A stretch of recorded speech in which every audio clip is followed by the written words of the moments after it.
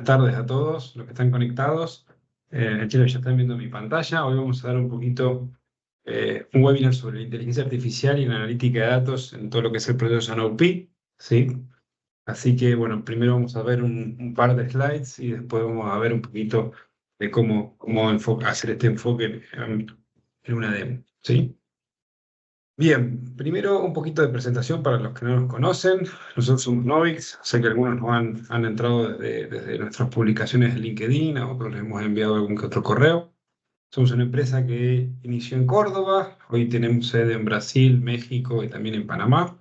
Tenemos más de 18 años en el mercado y nuestro expertise es principal, está enfocado en la analítica de datos y la planificación, ¿sí? Todas aquellas soluciones donde podemos aportar valor en esa combinación, ¿sí?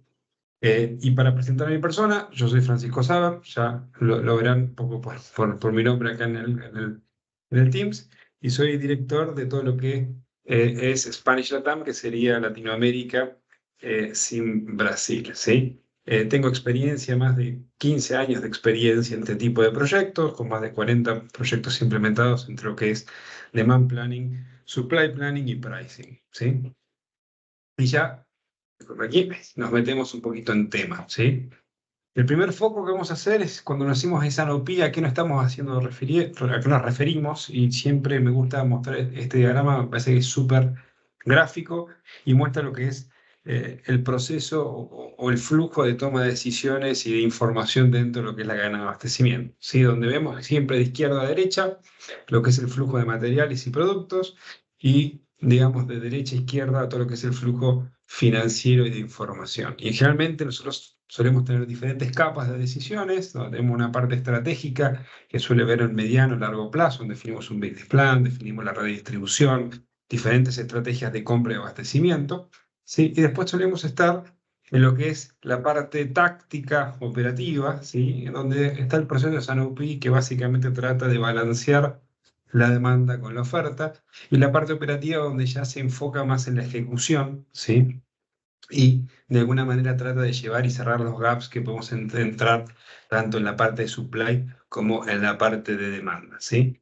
Nosotros cuando un poco donde vamos a estar refiriendo en este webinar tiene que ver principalmente la parte táctica operativa, donde suele ser el foco donde la planificación de demanda y la inteligencia artificial puede aportar mucho valor a la cadena de abastecimiento, principalmente mejorando la asertividad, ¿sí?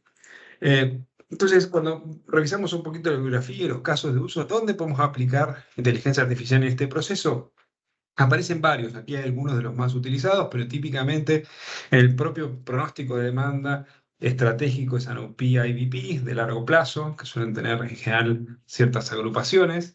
Después en el pronóstico de demanda de corto plazo, llamado Demand Control, SOE o ITP, ¿sí? Y también se utiliza mucho en diferentes pronósticos de demanda que se utilizan en ciertos lugares de la parte de supply, ya sea para planificar y optimizar inventarios o puntos de reposición sobre CEDIs secundarios o puntos de venta, en la gestión de inventarios, ¿sí? Tenemos riesgos de caducidad, también hemos utilizado este tipo, y mejorar la distribución primaria, ¿sí?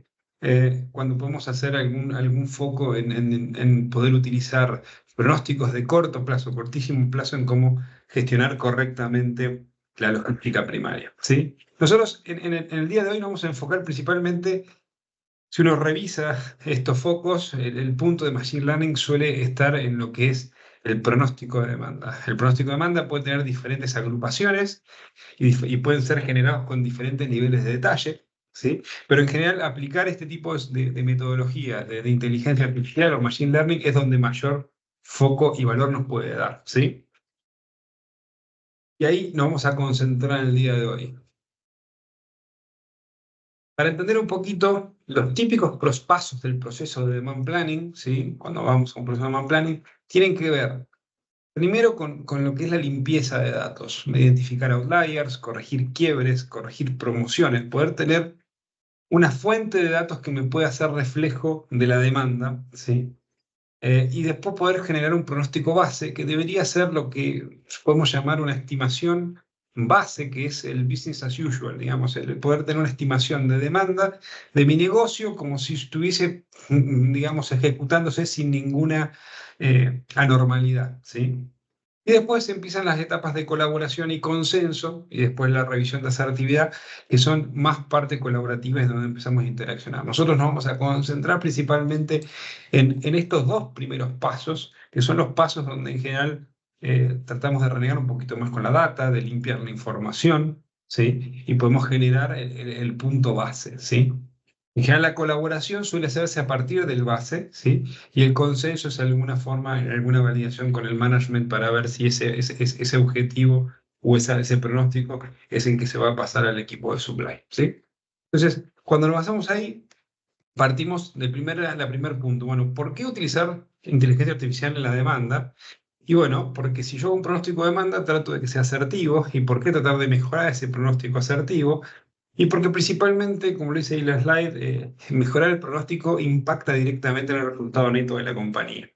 Para tener una idea sobre esto que decimos, Gartner, ¿sí? Estima de que por cada 1% que mejoramos la asertividad del pronóstico, una empresa de bienes de consumo masivo puede reducir 2,7 en producto terminado, ¿sí? Puede reducir costos de transporte aproximadamente un 3,2 y puede disminuir la obsolescencia del inventario en 3,9%, ¿sí? O sea, miren el impacto que tiene sobre toda la cadena el ser bien asertivo con mi pronóstico de demanda. Por ejemplo, McKinsey, ¿sí? Otra de las consultoras que reflejan esto, dice que mejorar el pronóstico de demanda en un 10 y un 20% se suele traducir en una reducción potencial del 5% del costo de inventario y aumentos en ingresos del 2 al 3%, ¿sí? Entonces, como decía antes, mejorar el pronóstico de demanda impacta en la compañía y no solamente en reducción de costos y mejores ventas, sino que también está, de acuerdo a una encuesta que hace Gartner, y dice que aquellas empresas que suelen ser más asertivas tienen un ciclo de cash to cash, eso es desde que gasto mi dinero para comprar insumos o materiales hasta que cobro mi venta vendida del 35%, ¿sí? Entonces, por eso vale la pena dedicar esfuerzo para tener un pronóstico más asertivo, ¿sí? Y por eso mismo también no solo vale la pena gastar tiempo y esfuerzo, sino buscar aquellas tecnologías o metodologías que están sobre la frontera del arte o la frontera del conocimiento para aplicarlas internamente, ¿sí?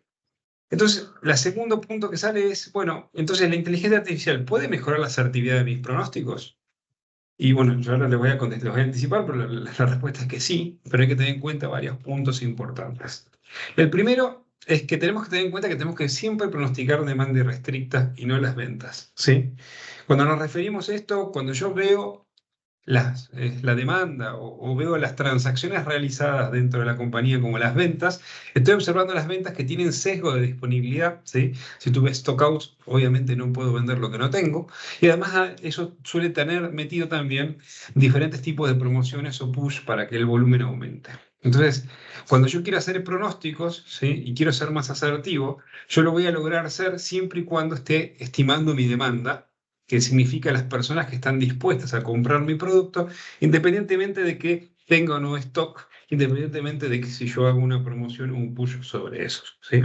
El segundo punto a tener en cuenta, esto es algo muy importante, que siempre para considerar si podemos mejorar o no mejorar la asertividad de mis pronósticos, es muy útil tener un baseline de comparación, ¿sí? Es decir, yo voy a mejorar con respecto a qué, ¿sí? Típicamente, cuando usábamos modelos de series de tiempo, solucionamos o tratamos de utilizar lo que se llama un pronóstico naive. ¿Qué es un pronóstico naive? Bueno, el mismo valor del año pasado, un simple promedio móvil de 6 meses. Hoy en día, casi que el estándar de este tipo de modelos es usar modelos estadísticos, entendidos como modelos de serie de tiempo, ARIMA y todas sus variantes, o modelos de suavizaciones exponenciales, ¿sí? Entonces, yo quiero saber si puedo mejorar mi pronóstico. Primero, tengo que considerar obviamente mi demanda, no las ventas. Y segundo, tener un punto de comparación con respecto a cómo voy a mejorar, ¿sí? Que debe ser alguna metodología sobre hacer un pronóstico de demanda, ¿sí? No necesariamente va a ser el consenso final. Y después, a nivel impacto, esto es algo muy importante que publicó una compañía que se llama Subchange, que ellos mencionan que si uno observa lo que llaman competencias de pronósticos internacionales, no sé si conocen la plataforma Kaggle, que es una plataforma que diversas corporaciones publican desafíos cuantitativos y toda la red que está metida ahí de científicos de datos se dedican y proponen modelos para mejorar.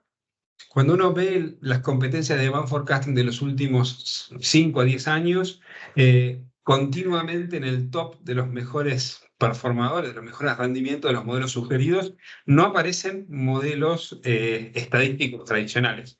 Todo lo contrario, aparecen modelos de demand planning, ¿sí? Por lo tanto, perdón, de demand planning, de machine learning, de inteligencia artificial. Por lo tanto, en ese sentido, es importante entender de que claramente hoy la tecnología y la frontera impacta de que este tipo de algoritmos son utilizados para mejorar el pronóstico, ¿no? Siempre y cuando teniendo una base. Piensen que allí la base es que cualquiera que pueda o crea que pueda mejorar ese pronóstico, simplemente publicarlo con respecto a sus pares, ¿sí? Y en nuestra experiencia, dependiendo obviamente del punto de inicio, nosotros vemos, y obviamente dependiendo de algunos factores que vamos a ver detrás, podemos tener mejoras de entre 5 a 10 puntos en términos de asertividad, en términos de la utilización de estos modelos con respecto a no tenerlos. Ahora, implementar este tipo de soluciones o este tipo de algoritmos tiene sus desafíos, ¿sí?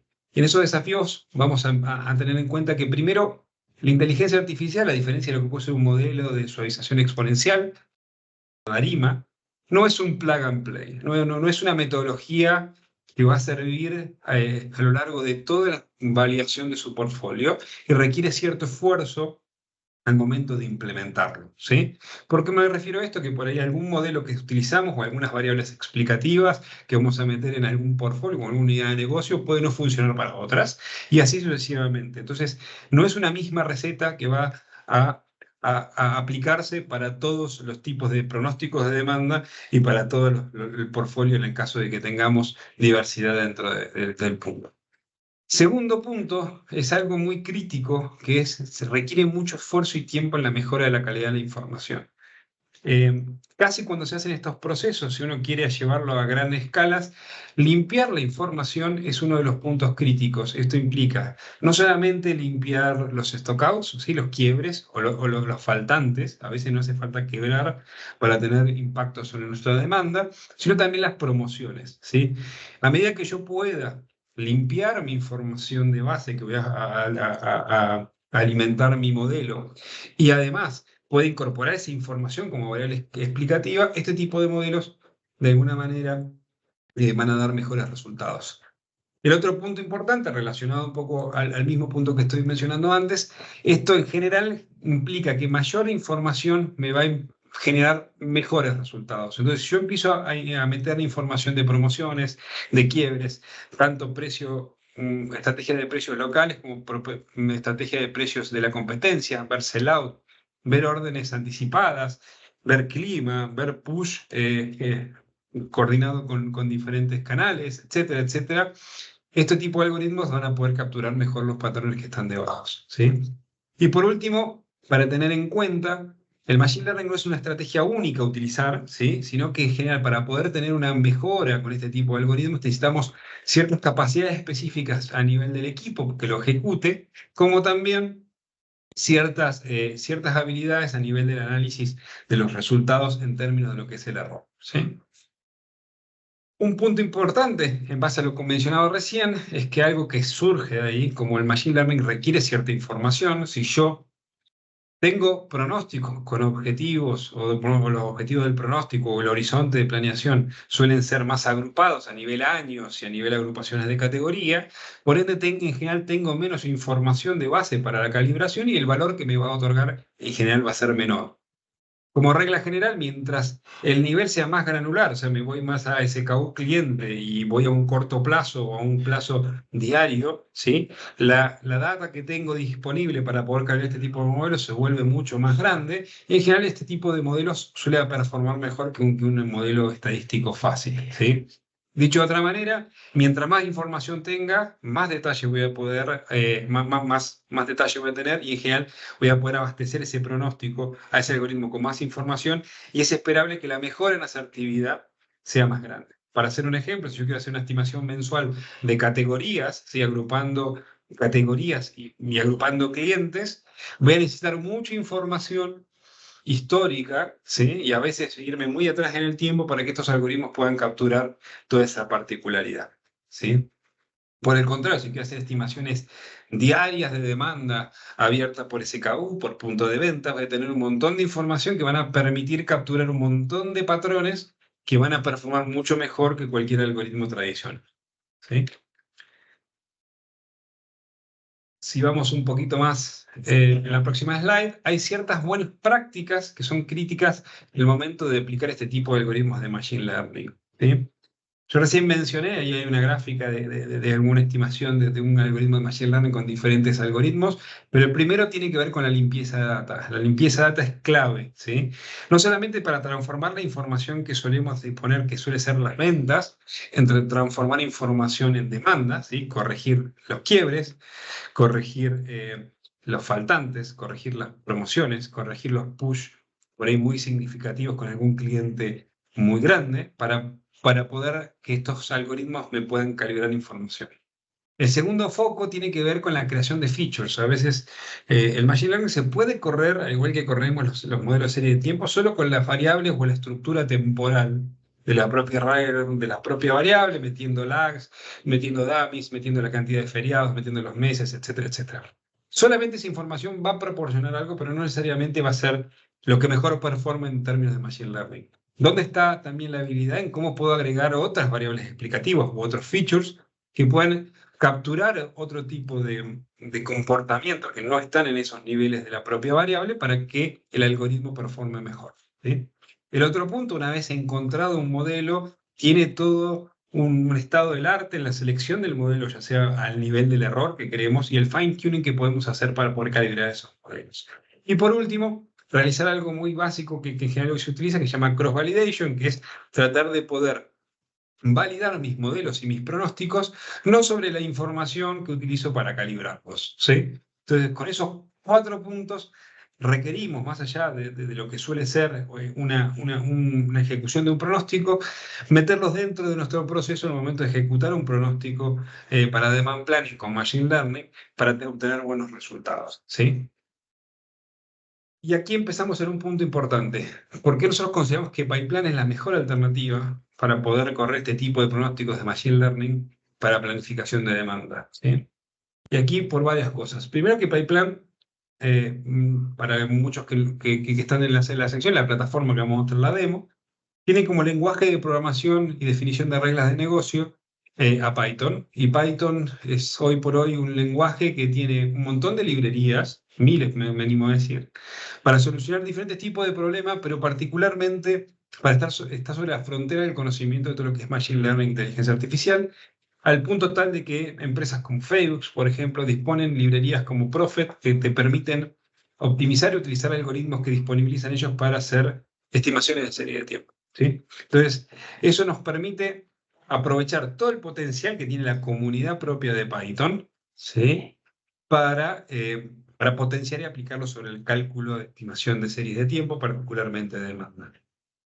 Segundo, por la facilidad que tiene a nivel de integración de datos. Pyplan hoy por hoy permite conectarse fácilmente con fuentes de datos del ERP, como puede ser SAP, Oracle o diversos tipos de fuentes de datos, ya sea con diferentes data lakes que puedan tener las corporaciones o bases de datos que dejen disponibles, ¿sí?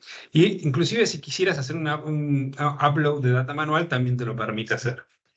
Por otro lado, nos permite tener, y lo vamos a ver hoy en la demo, un entorno único para ejecutar ese proceso de Machine Learning. Pero ese entorno único no solamente funciona para ejecutar este proceso de pronóstico, que a veces suele ser súper específico, sino que también puede ejecutar la parte del proceso de demand planning como colaboración consenso, donde podemos tener de end-to-end todo el proceso de demand planning, desde la limpieza de datos, ¿sí?, hasta la ejecución del consenso de demanda y el review, ¿sí? Por último tema, además eso, Pyplan hoy por hoy tiene lo que llama un Quick Start, que es una app estándar para poder aplicar buenas prácticas de Machine Learning para Demand Planning y que permite de alguna manera después escalar y modificar lo que está base establecido ahí a las necesidades particulares. Hoy de alguna manera yo le voy a mostrar algunos de los features de esta app estándar que se puede utilizar. particularmente en lo que tiene que ver con aplicaciones de demand planning, mejorando algunos algoritmos típicos de planificación, ¿sí?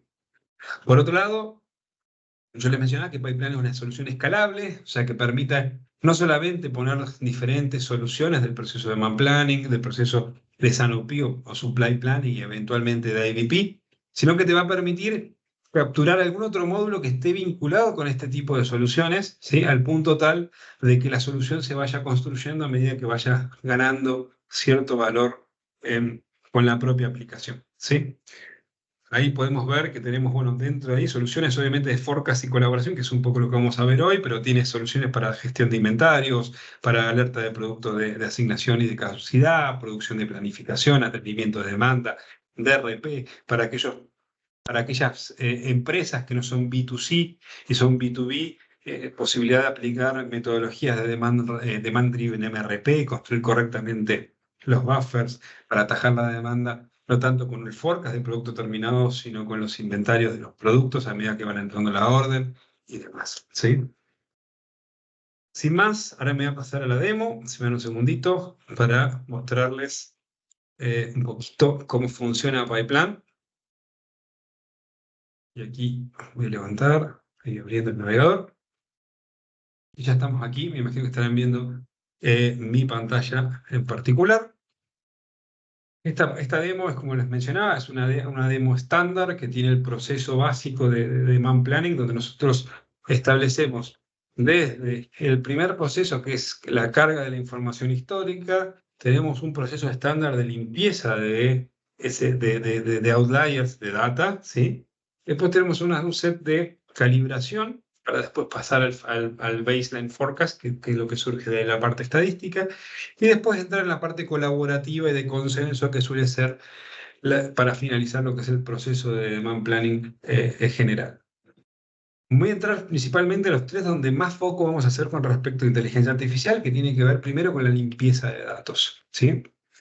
Lo que estamos aquí, o lo que se ve aquí principalmente, es cuando vemos aquí la serie All Series, es la serie original, que suele ser las ventas, ¿sí?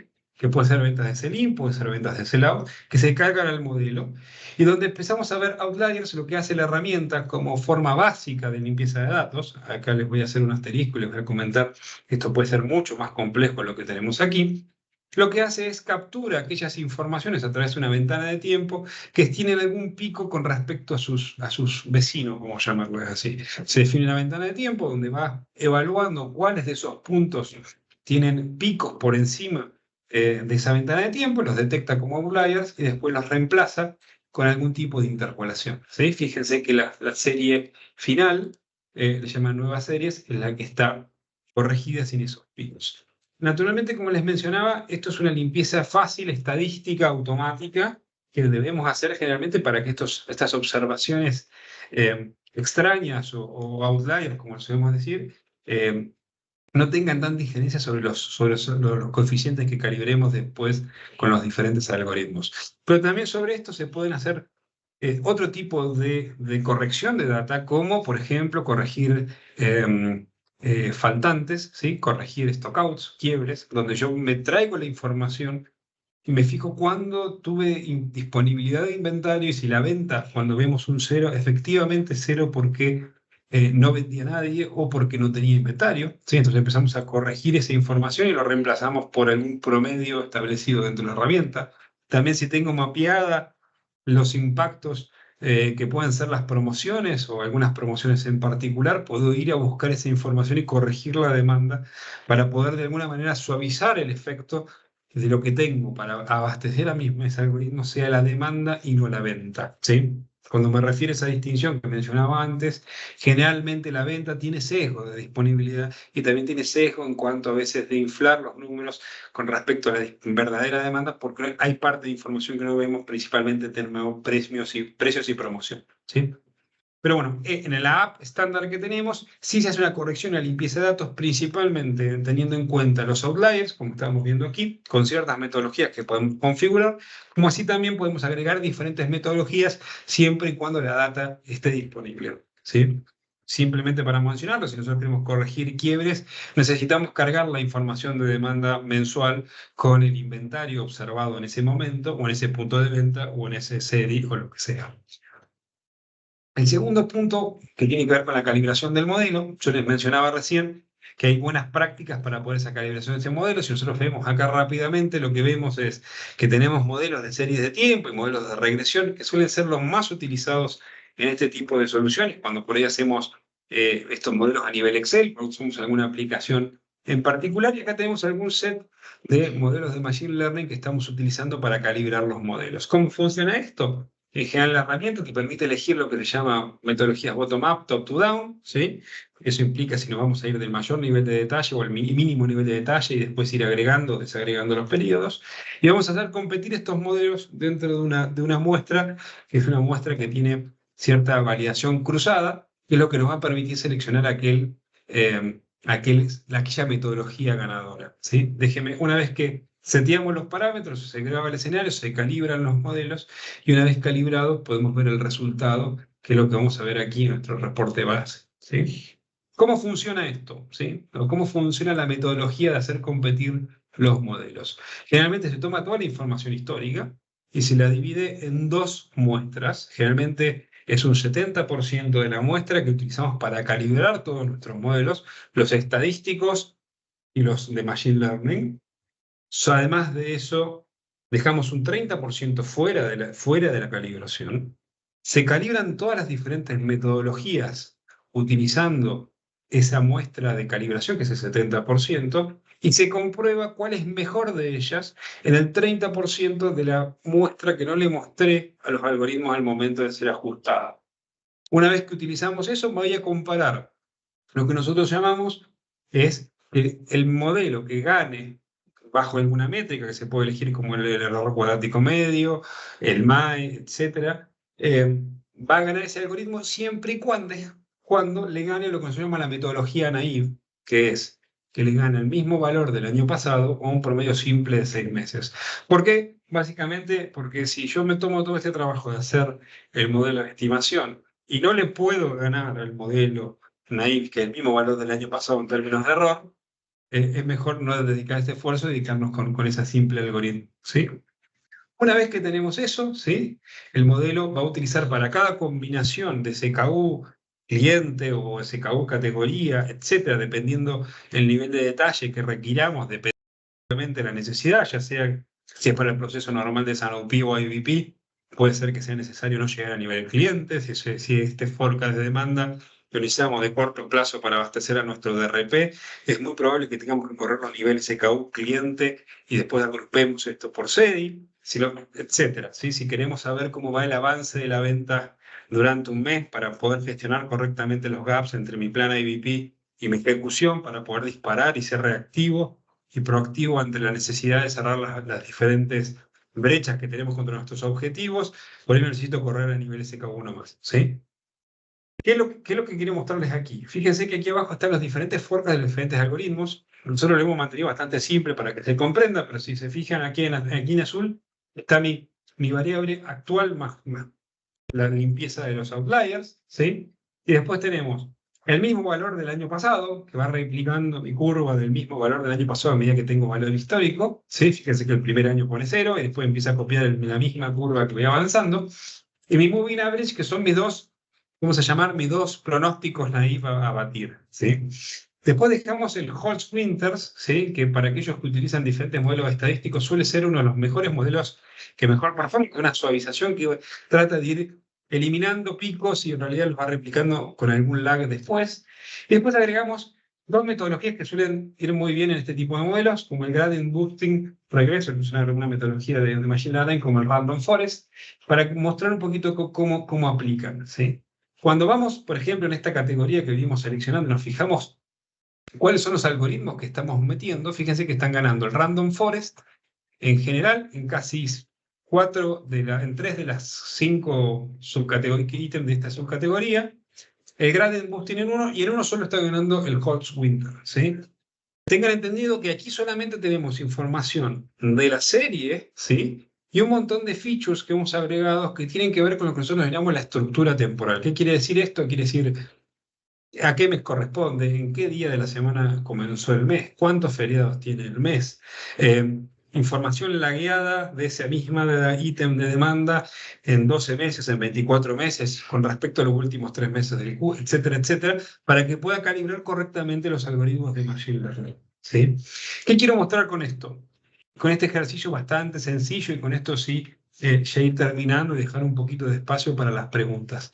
Lo que quiero mostrar es que hoy la tecnología está en la frontera del conocimiento y que todas las compañías hoy están utilizando tiene que ver con al implementar estos algoritmos de Machine Learning, que ya simplemente con una limpieza sencilla de datos sobre esto, podemos empezar a obtener mejoras sobre nuestros pronósticos de modelos tradicionales, ¿sí? Y obviamente que si yo a esto le empiezo a agregar información de shortage o stockouts o quiebres o faltantes, información de promociones, información de precio propio y precio de la competencia, información de sellout y demás, lo que suele suceder en esos casos es mejorar aún más la asertividad de este tipo de metodologías, ¿sí? Por lo tanto, los invito a que empiecen a incursionar sobre esto, principalmente porque si no lo hacen en sus compañías, las competencias lo van a estar haciendo y esto genera mejor performance, no solo a nivel ventas, sino también a nivel financiero, como lo vimos hace unos minutos.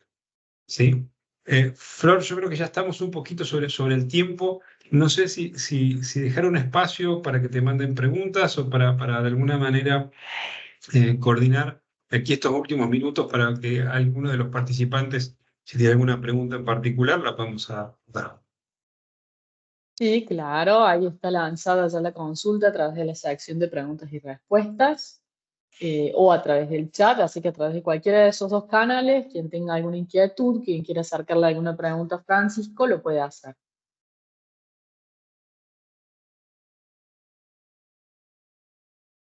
Bien, esperamos entonces.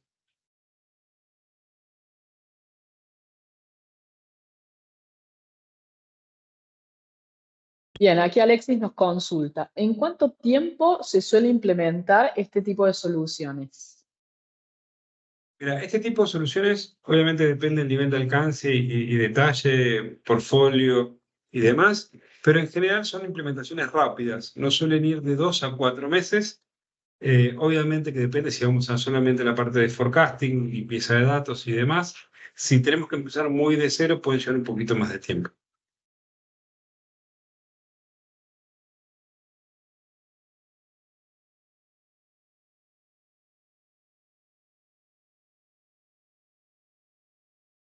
Bueno, recuerden que quien tenga alguna inquietud, alguna consulta que le quiera hacer a Francisco, lo puede hacer a través de la sección de preguntas y respuestas o a través del chat.